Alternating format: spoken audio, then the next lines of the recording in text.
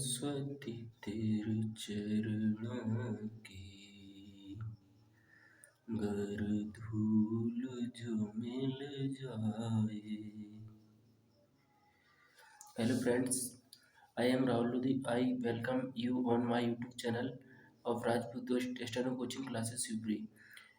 Guys कल हम आपको टेंस टॉपिक के बारे में बेसिक इन्फॉर्मेशन दे चुके थे, जिसके बारे में हमने टेंस की डेफिनेशन एंड टेंस की फॉर्मेशन, जो टेंस बना कहाँ से है उसके बारे में हम बेसिक इंट्रोडक्शन कल ही आपको कंप्लीट करा चुके थे, जिसमें मैंने आपको बताया था कि टेंस को बेसिकली वैसे नहीं पढ़ाया जाता जैसे पढ़ना चाहिए, बट उसको अलग तरीके से मैंने रिप्रेजेंट करके बताया था कि टेंस का टॉपिक कहाँ से स्टार्ट किया जाता है। तो मैंने कल आपको बेसिक इन्फॉर्मेशन दे दी थी। आई होप आपने कल की वीडियो को बहुत अच्छी तरह से देख लिया होगा और आपने समझ भी लिया होगा। ठीक है, तो आगे बढ़ने की कोशिश करते हैं। सबसे पहले मैंने आपको टाइमलाइन बताया था और टाइमलाइन के बाद मैं आपको प्रोसेस के बारे में भी इंट्रोडक्शन दे चुका था और प्रोसेस में मैं आपको प्रोसेस बता चुका था। प्रोसेस के अलावा मैंने आपको क्या बताया था, एक्शन भी बताया था और एक्शन और प्रोसेस में डिफरेंस भी बताया था।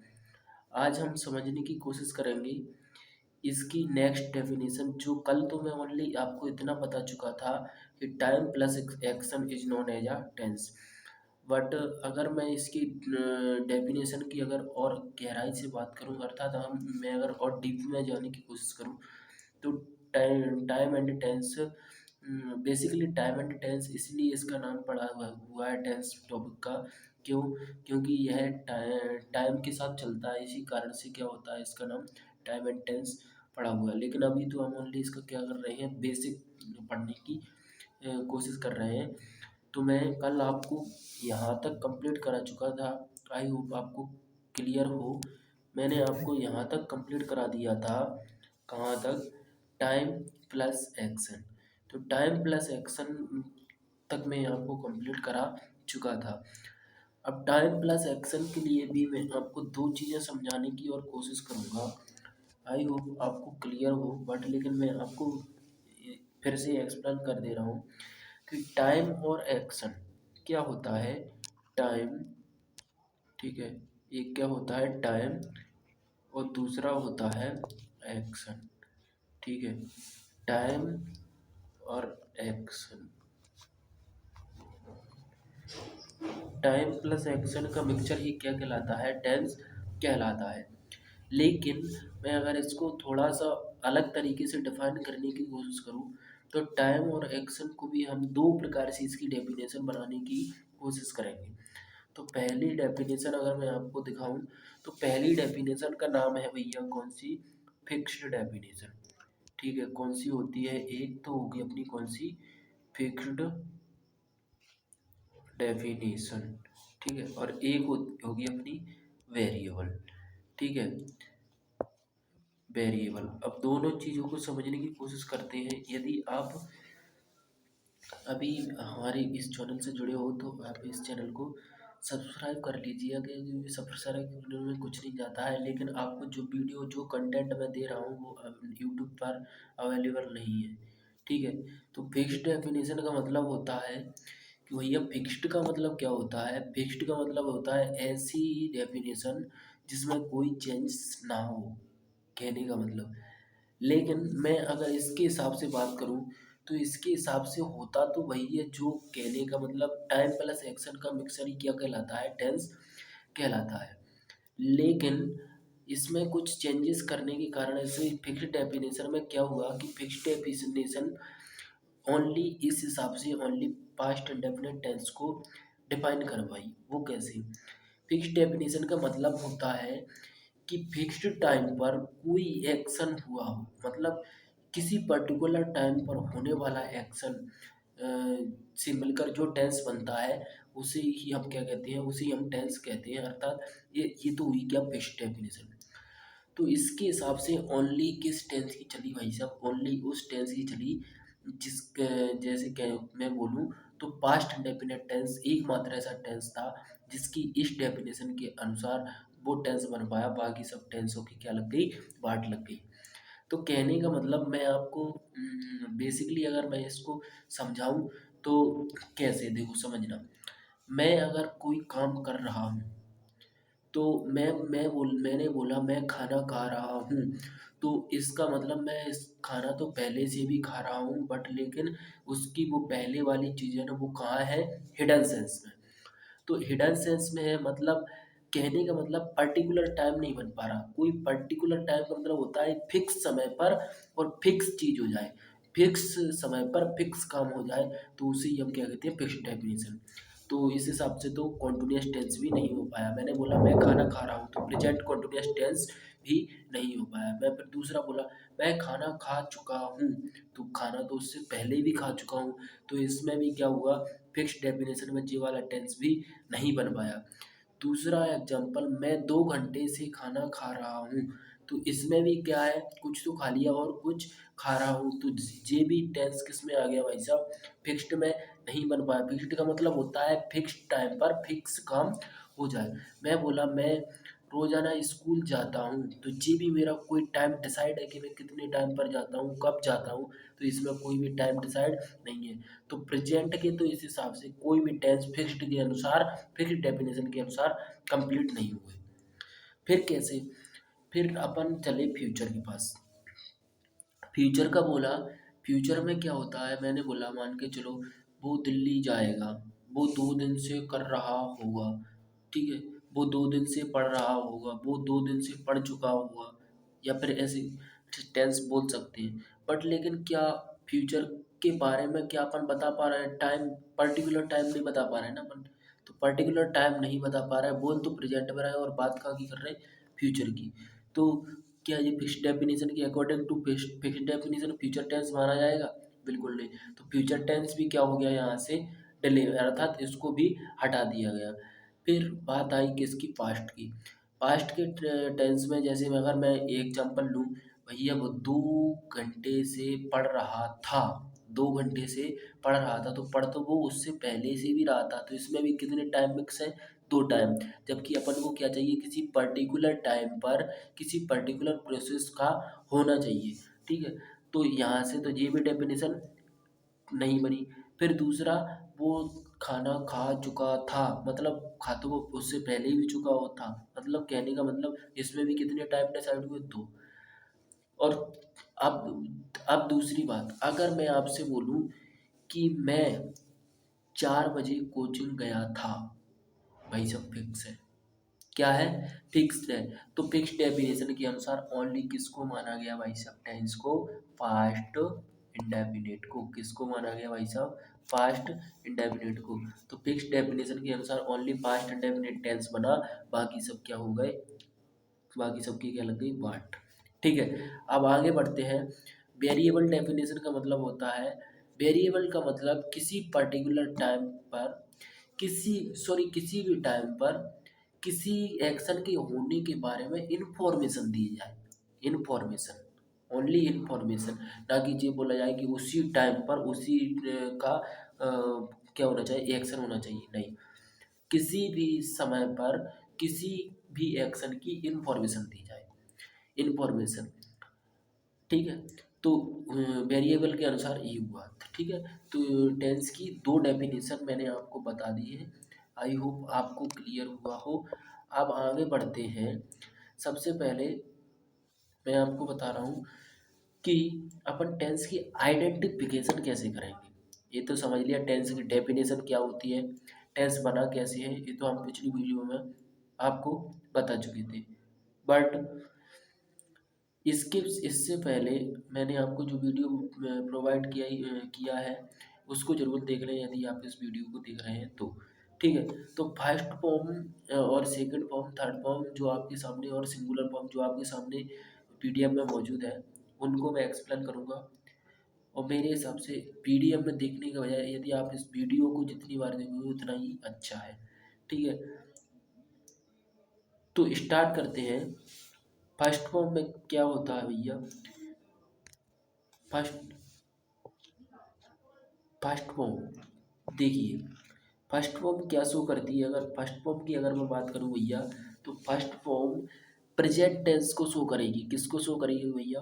प्रेजेंट टेंस को। ठीक है। तो आप आपसे अगर पूछा जाए कि फर्स्ट फॉर्म किसको शो करेगी? प्रेजेंट टेंस को। ठीक है। तो और सेकंड फॉर्म किसको शो करेगी? पास्ट टेंस को। ध्यान से सुनिएगा, प्लस सेकंड फॉर्म किसको शो करेगी? पास्ट टेंस को। जबकि थर्ड फॉर्म शो करेगी किसको? Perfect process. ओनली किसको? परफेक्ट प्रोसेस को। और सिंगुलर फॉर्म, सिंगुलर फॉर्म भी, सिंगुलर फॉर्म तो देखो भैया मैं अगर बताऊँ तो सिंगुलर फॉर्म तो पास्ट को भी शो कर दे सकती है और प्रेजेंट को भी। वो कैसे? समझना। देखो अगर मैं किसी की भी सिंगुलर AJMR की अगर सिंगुलर फॉर्म देखी लिखी है तो AJMR वैसे एज है, बट लेकिन यूज तो सिंगुलर में वॉच का भी करते हैं। ठीक है ना? तो इस प्रकार से अपन समझ सकते हैं। ठीक है। तो डू, जैसे अब मैं सबसे पहले मैं आपको बता रहा हूँ, देखो ये जो हेल्पिंग वर्ब लिखी हुई है बी डू और हैव, इन्हीं के आधार पर आपको पूरा टेंस खत्म कर देना है। कोई कठिन इंग्लिश ग्रामर कोई कठिन नहीं है, बट लेकिन क्या है कि इसको समझने की ज़रूरत है। बस अच्छे तरीके से अगर समझ में आ जाए तो इंग्लिश ग्रामर कोई कठिन नहीं है। ठीक है। तो समझते हैं, देखना। फर्स्ट फॉर्म में बी, बी क्या होती है? बी फर्स्ट फॉर्म होती है जिसकी क्या होती है? जिसके सब पार्ट होते हैं। सब पार्ट का मतलब होता है जी, इनके क्या होते हैं? सन्स होते हैं। मतलब अगर अपन शुद्ध एग्जाम्पल में बोले तो क्या होते हैं ये? सन, मतलब इनके पुत्र होते हैं। ठीक है। तो बात करें तो बी की क्या होती है? HMR। ठीक है। अब इसकी सेकंड फॉर्म अगर देखी जाए तो क्या होती है भैया? दिख रही होगी आपको, क्या है? वॉज एंड वर। और थर्ड फॉर्म क्या है? बीन। ठीक है, ध्यान करना। थर्ड फॉर्म क्या है? बीन। और इसकी सिंगुलर फॉर्म एज भी हो सकती है और वॉज भी हो सकती है। ठीक है, आई बात समझ में? तो अब दूसरी डू, डू की सेकंड फॉर्म क्या होती है? डेड होती है। और थर्ड फॉर्म क्या होती है? डन। और सिंगुलर फॉर्म क्या होती है? डच। ठीक है, जिसको रिवाइज करना पड़ेगा आपको। ठीक है। हैव, हैव क्या होता है? हैव होती है सेकंड फर्स्ट फॉर्म। और सेकंड फॉर्म क्या होती है? हैड। और थर्ड फॉर्म भी क्या होती है अपनी? हैड। और सिंगुलर फॉर्म क्या बन जाती है? हैज। तो ध्यान करना, first form and singular form दोनों क्या बताएंगी भाई साहब? प्रेजेंट टेंस को बताने की कोशिश करेगी, बट लेकिन बोझ, बोझ क्या बताती है? बोझ जो पास्ट टेंस की हेल्पिंग वर्ब है वो भी क्या बताती है? सिंगुलर फॉर्म बताने का सॉरी, सिंगुलर फॉर्म जो भी होती है वो पास्ट टेंस को बताने का कार्य करती है। ठीक है। तो वर्ब की फर्स्ट फॉर्म देखो मैंने इसमें लिखा है, वर्ब की फर्स्ट फॉर्म हमेशा हमेशा प्रेजेंट टेंस को दिखाती है।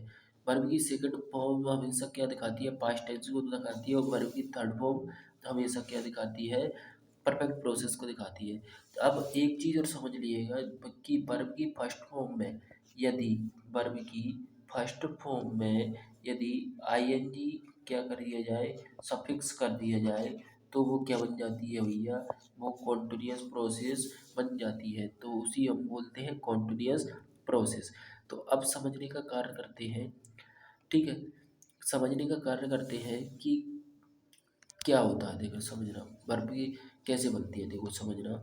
मैं अगर आपको यहाँ पर एग्जांपल से समझाने की कोशिश करूँ, देखिए थोड़ा अब अच्छे से क्लियर होगा वो आपको।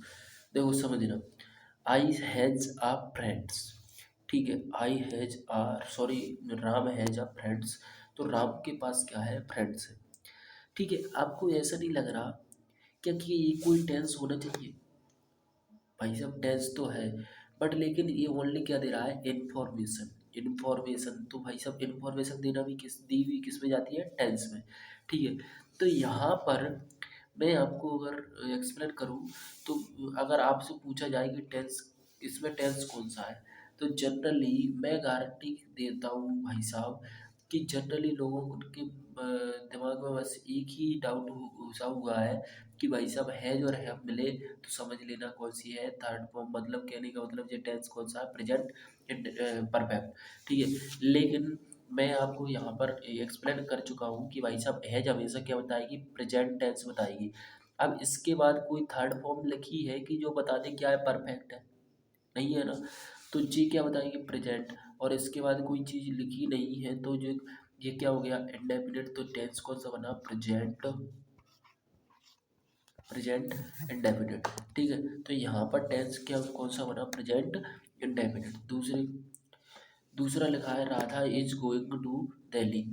तो Radha is going to Delhi, इसको समझने की कोशिश करते हैं अपन कि Radha is going to Delhi. अब एज क्या बताएगी भाई साहब, एज किस में आती है, फर्स्ट फॉर्म में।